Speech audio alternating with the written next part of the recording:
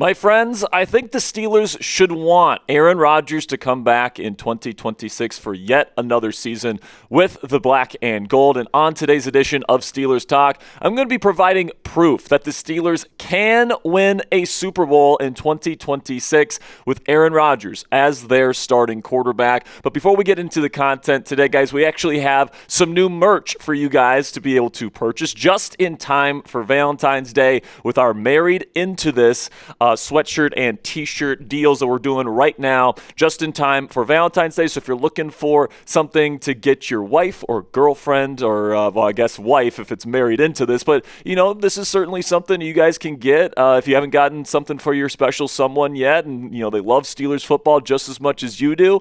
And if you guys use code VDAY5, you guys can get $5 off the deal here right now. The deal ends February 1st, so you guys have about to the end of the weekend here to get this Married Into This Steelers Talk sweatshirt for your lovely wife. And sweatshirts come in either black or white, so whatever you prefer or your wife prefers, so you guys can get into that. We also have ladies' t-shirts that are available, so not only could you get your loved one a very comfy sweatshirt to wear on Steelers game days, but if you are going to go to Latrobe and training camp next year and she wants something to be able to wear, this is a fantastic option. And the stuff is super comfortable, guys. We're only using the premium stuff here, and it helps the show, guys. So if this does well, we can do more merch here on the show moving forward here, guys. So if you want, Mike McCarthy, Aaron Rodgers, T.J. Watt, Cam Hayward type of stuff here, we have to prove to our bosses here that we can sell this kind of merch. So use code VDAY5 to get $5 off the Married Into This sweatshirts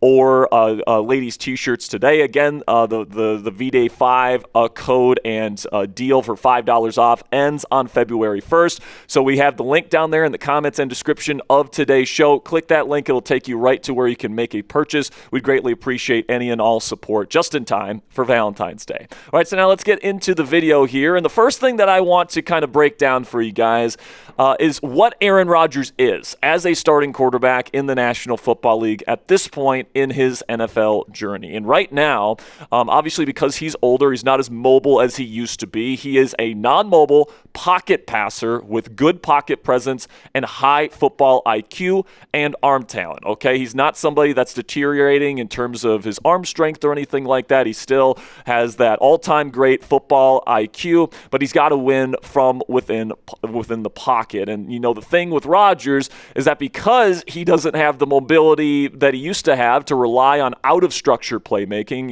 using his legs, extending plays with his legs outside of the pocket, he has to win working within structure and within the pocket, and he has to be able to get the ball out of his hands relatively quickly in order for him to be an efficient starting quarterback in this league. And the challenge for Rodgers this past season with the Pittsburgh Steelers is that it's really hard to win within structure when your wide receiver room can't win versus man coverage. And, I think that was the case with the Pittsburgh Steelers last year, where they had, maybe the worst, at best, a bottom three wide receiver room. And frankly, none of the receivers that they had in the room last year were particularly good at beating man coverage, especially because DK Metcalf was getting double-teamed or pseudo-double-teamed in a lot of situations, especially in pass-heavy situations. So with a quarterback like Rodgers that has to win from within the pocket, you have to have the wide receivers to beat that man coverage, to win quickly, so that Rodgers has options to throw the ball down the field and have success as a pocket quarterback. But the problem is Pittsburgh didn't have the wide receiver talent last year to work with a quarterback like Aaron Rodgers. All right, and I actually think,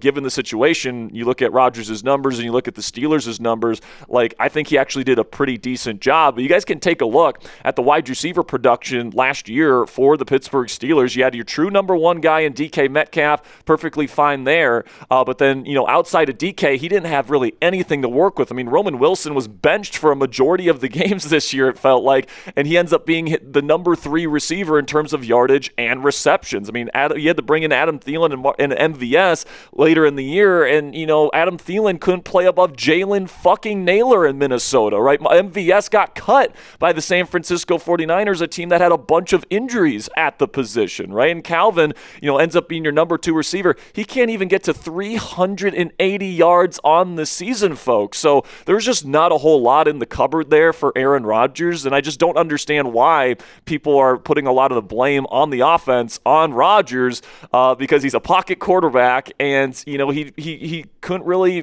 find any open options, especially when they played against teams with really good man coverage like the Houston Texans in the playoff game. And, because of this lack of wide receiver talent that he had around him, the numbers were frankly pretty lackluster, right? You have 24th in adjusted EPA per play. He was 35th in success rate among quarterbacks with at least 200 pass attempts. And, you look at these numbers and you're like, man, Aaron Rodgers is getting older. He's not the same quarterback he used to be, all these different things. But I really tie it more to the wide receiver room and the lack of talent Rodgers had in that group, more to Rodgers just can't play the position anymore. In fact, I think, when you take into the context of the wide receiver position being as bad as it was, I think Rodgers may have actually elevated the offense because the team ended up being above average in scoring offense. They were 15th in the league in scoring offense just last year.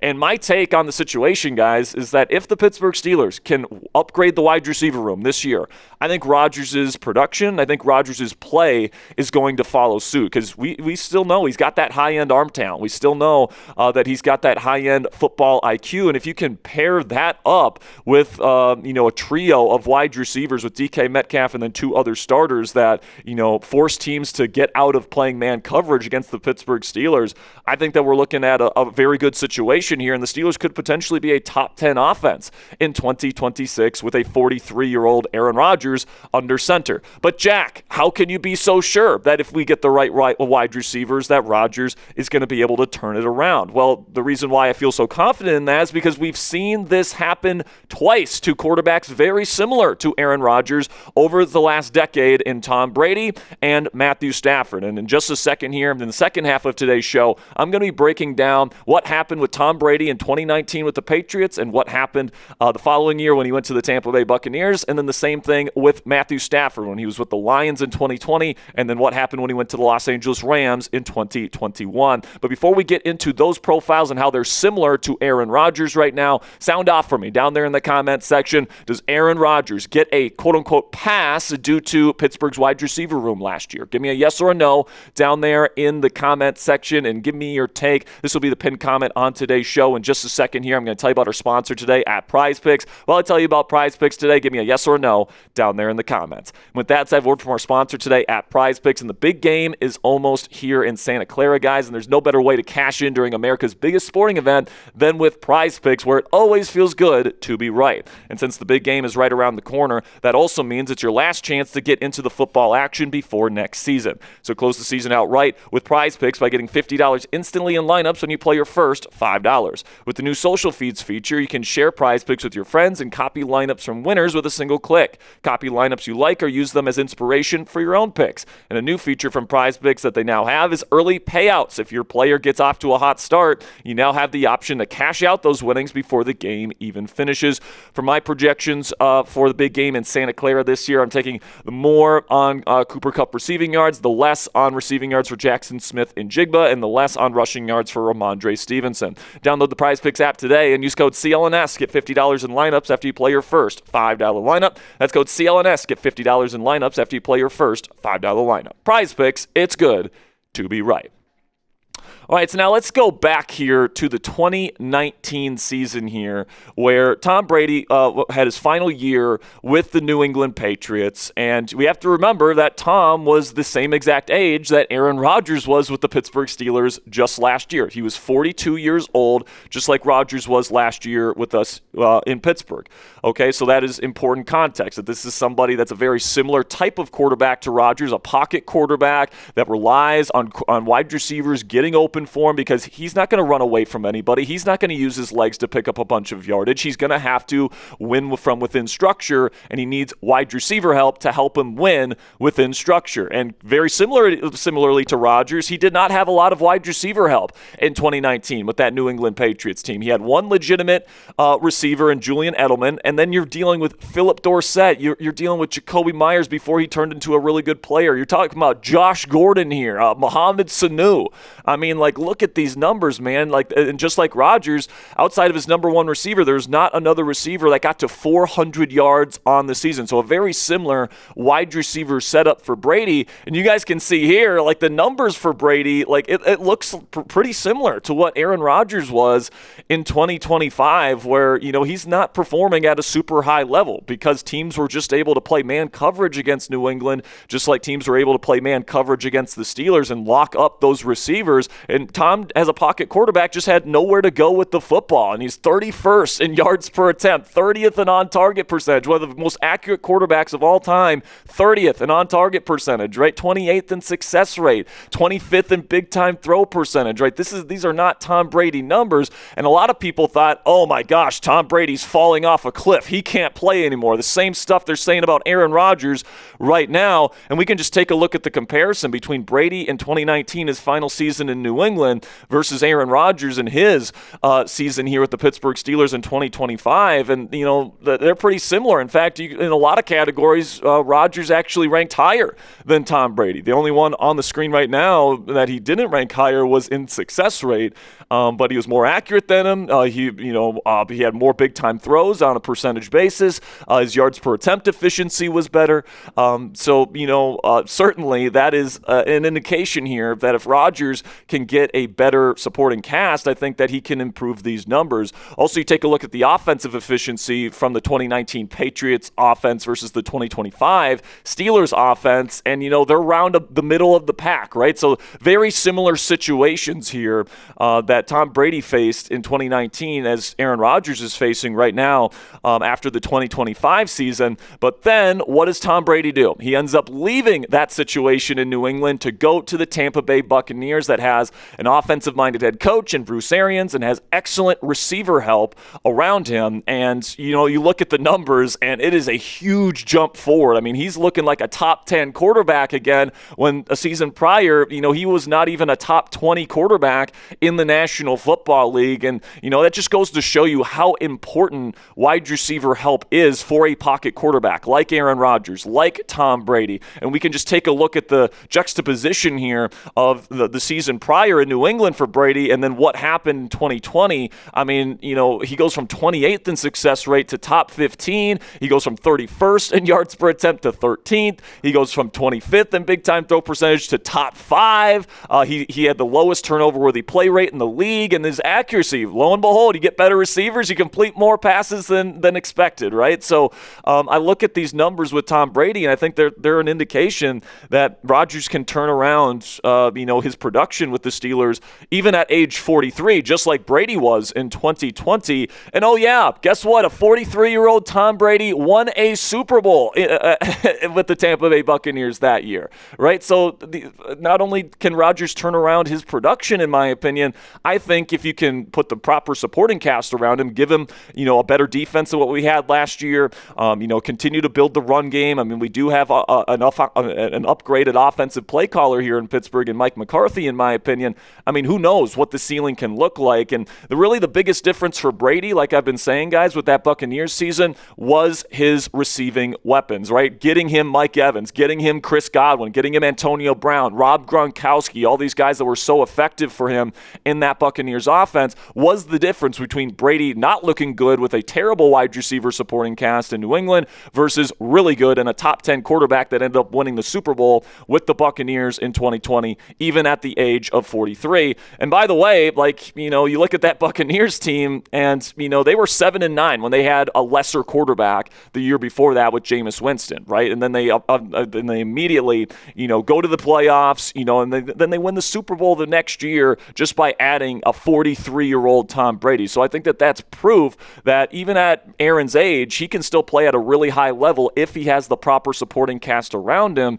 And just plain and simply, he didn't have the correct supporting cast around him last year to reasonably expect playoff success out of him in 2025. But here's the thing. Brady isn't even our only example of a non-mobile pocket quarterback with really good arm talent and high football IQ. All right, Matthew Stafford is also an immobile quarterback with a great IQ and arm talent. Now, even though when he went from the Lions to the Rams, he was younger than Brady and Rodgers were and are, Stafford is a very similar type of quarterback to to those guys because he relies on making plays from within structure in the pocket. He's not going to run away from anybody. I mean, I think Aaron Rodgers had more rushing yards than Matthew Stafford did this year. And people forget how much Detroit held Stafford back over the years. I mean, I think before he went to the Rams, I think he went to one playoff game and he lost it. He just didn't really have a track record of making and winning in the playoffs, and now he's seen as one of the more clutch quarterbacks of the last decade.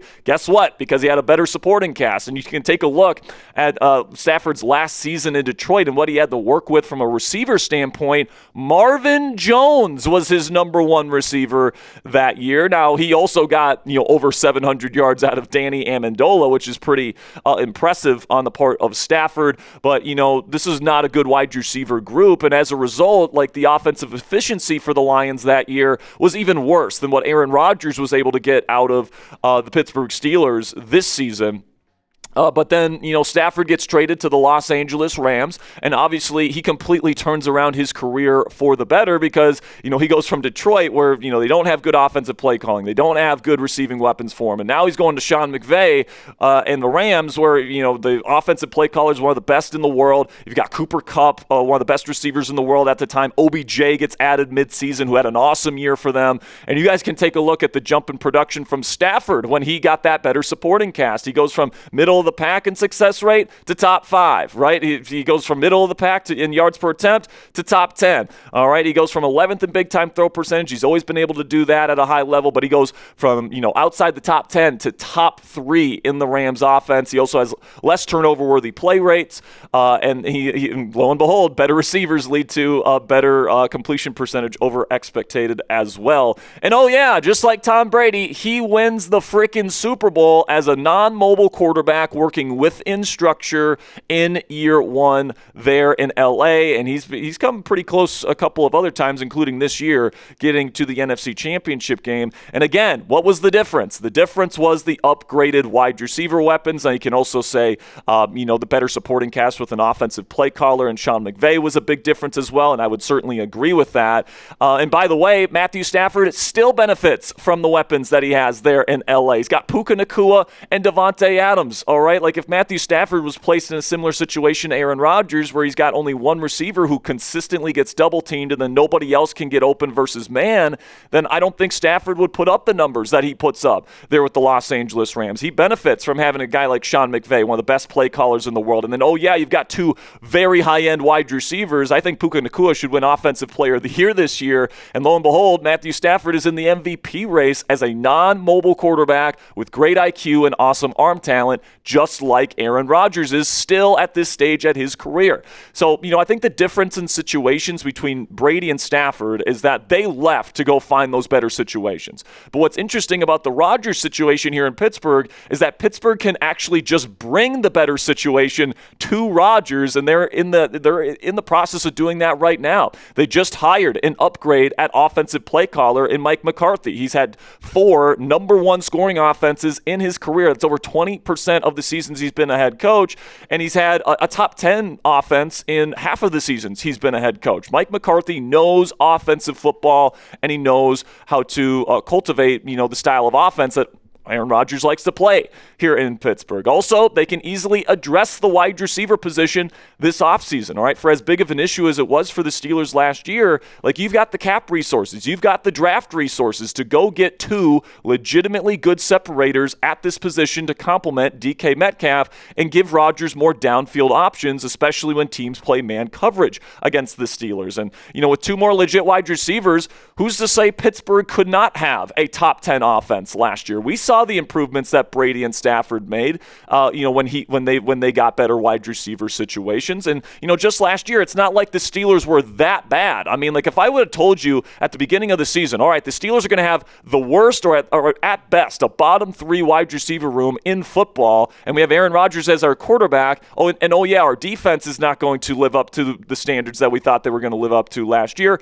Where do you think they rank? I would say probably bottom 5 would be the guess of most people. Somehow we got to a serviceable average level last year, and we couldn't throw the ball down the field. Like, Rodgers played a super smart brand of football, dumping it off to Jaylen Warren and Kenny Gainwell in space, and Darnell Washington, and getting the ball to DK in space. And, the end result here, and protecting the football, not taking a lot of sacks, being very efficient in the red zone. And as a result, you're looking at, a serviceable offense despite having pretty much a terrible wide receiver room, which you just don't see very often in the National Football League. And then not only do I think that the Steelers can get to the top 10 level with a couple of nice additions at the wide receiver position, but Patrick Graham, if he can get the most out of this defense the way that I think he can, we could be cooking as a team in 2026. We really, really could, guys, where we're improving the scheme on both sides of the ball. We're taking advantage of the talent we have on the team.